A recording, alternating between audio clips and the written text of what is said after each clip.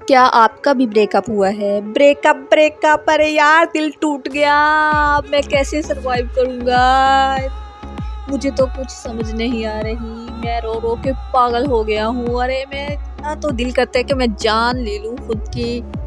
हाँ जी, बिल्कुल ऐसा ही होता है ब्रेकअप के बाद।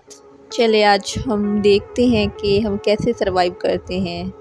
तो अभी से आप अहद कर ले कि हमें सरवाइव करना है ब्रेकअप में और हमें उस नेगेटिविटी को कूड़ेदान में फेंक देना है। भाई हम इतना वज़न उठा के नहीं चल सकते। अरे समझो मेरी बात को। यार सबसे पहले तो हमें आईने के आगे खड़े होना चाहिए, फिर देखनी चाहिए अपनी हालत। यार इस ब्रेकअप ने क्या हशर कर दिया है हमारा। यार मैं तो रो रो के पागल हो गया हूँ। मुझे बचाओ यार कोई। अब हम अपना रोने धोने का ड्रामा खत्म करते हैं। अब हमने सरवाइव करना है यार। जरा फोकस से वीडियो को आखिर तक जरूर देखिएगा, आपको बहुत ज़्यादा फ़ायदा होने वाला है। अब भाई अगला इंसान भी सोचेगा यार इंसान को हो क्या गया है। अगला इंसान चाहता है कि हम तड़पे रोए पीटे, लेकिन हमें तो ये सब नहीं करना यार। हम तो अजीम लोग हैं, हम क्यों तड़पे किसी के लिए। लोगों को तड़पना चाहिए हमारे लिए। चले तो हम आज अपने टॉपिक की तरफ आते हैं। तो अगर आप इन रूल्स पर अमल करते हैं तो इससे हमें क्या फ़ायदा होने वाला है। पहले तो हम अमल करेंगे, मजबूत होने के लिए पुरअतमाद और खुदशनास इंसान बनेंगे, ठीक है ना।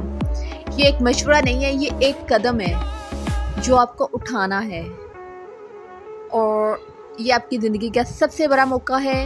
अगर आप तैयार हैं अपनी कहानी का इख्तिताम नहीं बल्कि एक नई शुरुआत शानदार करना चाहते हैं तो इस वीडियो को आखिर तक देखें, क्योंकि ये आपकी ज़िंदगी बदल सकती है। तो अब हम सबसे पहला पॉइंट देखते हैं, इमरजेंसी कट।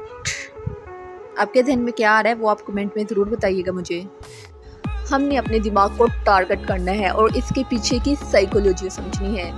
तो भाई एक्टिव हो जाए, इधर उधर मत घुरे। तो चलिए स्टार्ट करते हैं। फर्स्ट आपने क्या करना है, नंबर डिलीट कर देना है और तमाम सोशल मीडिया प्लेटफॉर्म से क्या करना है, ब्लॉक करना है।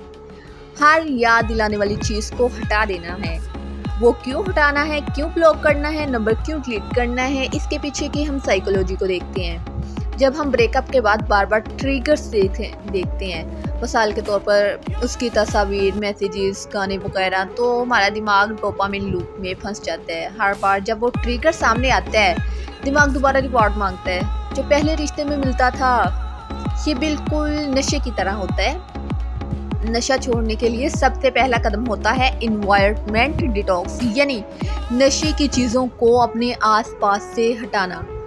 इसीलिए इसे इमरजेंसी कट कहते हैं और ये बहुत ज़रूरी है ताकि दिमाग को आहिस्ता आहिस्ता नए सिरे से हील करने का मौका मिले और हम हील कर सके, यानी अपने ब्रेन को रेस्क्यू कर सकें। उसके बाद आता है सेकंड रूल। सेकंड रूल में क्या करना है, फील टू हील। दर्द को दबाना नहीं है। अगर आप रोना चाहते हैं तो रो लो, चीखना चाहते हैं तो चिल्लाओ, जज्बात को बाहर निकाल लो। वो कैसे निकालने हैं, जैसे हम अपने घर से कूड़ा क्रिकेट निकालते हैं। हमें अपने घर में कूड़ा क्रिकेट बिल्कुल पसंद नहीं होता, क्योंकि वो हमने बाहर निकालना ही होता है और हर सूरत में निकालना होता है। तो भाई जो इंसान चला गया, ब्रेकअप हो गया, तो वो भी इंसान एक क्रिकेट की तरह है, उसे भी हम बाहर निकालेंगे। भाई हम उसे क्यों रखें, क्यों एक बोझ लेके अपने दिल में चलते फिरें। तो अब हम साइकोलॉजी देखते हैं। ज़्यादातर लोग जो होते हैं ब्रेकअप में अपने जज्बात को दबा देते हैं ताकि वो स्ट्रॉन्ग दिखाई दे, लेकिन साइकोलॉजी कहती है दबाए गए जज्बात अनप्रोसेस्ड ग्रीफ बन जाते हैं जो डिप्रेशन और एंजाइटी में बदलते हैं। जब आप जज्बात को महसूस करते हैं और अलोक करते हैं तो दिमाग के अंदर एमिगडाला यानी इमोशनल ब्रेन जिसे हम कहते हैं आहिस्ता आहिस्ता कॉम होता है और आपके अंदर हीलिंग का प्रोसेस शुरू होता है। ये स्टेप ऐसा है जैसे ज़ख्म को साफ करना। हाँ दर्द होगा लेकिन इसी से ज़ख्म बढ़ेगा और आपने ये आहिस्ता आहिस्ता करना है। अगर आपने कूड़ा क्रिकेट बाहर फेंक दिया है तो भाई इसकी परवाह नहीं होनी चाहिए कि हमारा जो गंद है वो कौन उठा के ले गया है।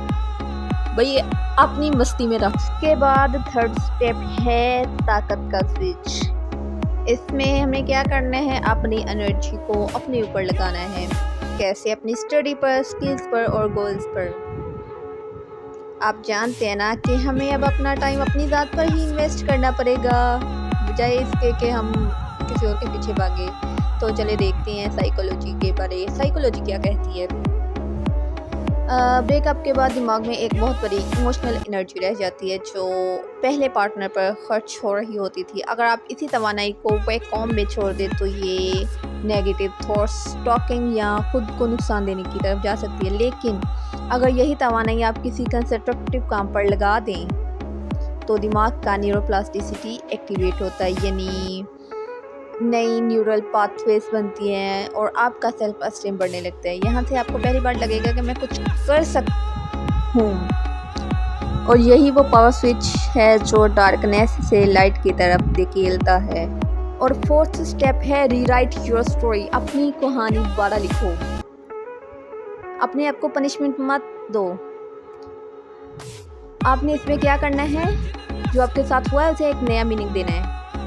हमारी सफरिंग ज़्यादातर मीनिंग से आती है। अगर आप ये सोचो कि मैं नाकाम हूँ, कोई मुझे नहीं चाहता, या फला कुछ भी नेगेटिविटी या ओवर थिंकिंग, तो दिमाग होपलेसनेस में डूब जाता है। यानी अगर आप मीनिंग बदल कर सोचें कि ये रिश्ता इसलिए ख़त्म हुआ ताकि मैं अपने अंदर के विजन को ढूंढ सकूँ, तो आपका दिमाग कोग्निटिव रिफ्रेमिंग करता है, यानी वही वाक़या लेकिन क्या होता है, कहानी बदल गई। यानी टेक्निक साइकोथेरेपी में भी यूज़ होती है ताकि लोग ट्रॉमा को स्ट्रेंथ में बदल सकें। और बेटा अपनी कहानी दोबारा लिखनी शुरू करें, इससे घबराए मत।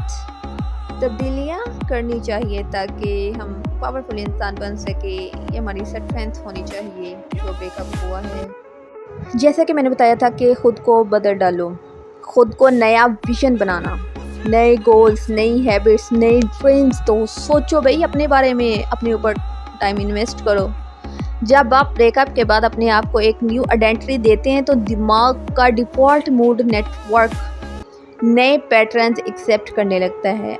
अब आप वो नहीं जो कल टूट गया थे, अब एक रिबॉर्न वरी है। यही पोस्ट ट्रॉमेटिक ग्रोथ है, यानी ट्रॉमा के बाद सिर्फ सर्वाइव नहीं करना बल्कि थ्राइव करना।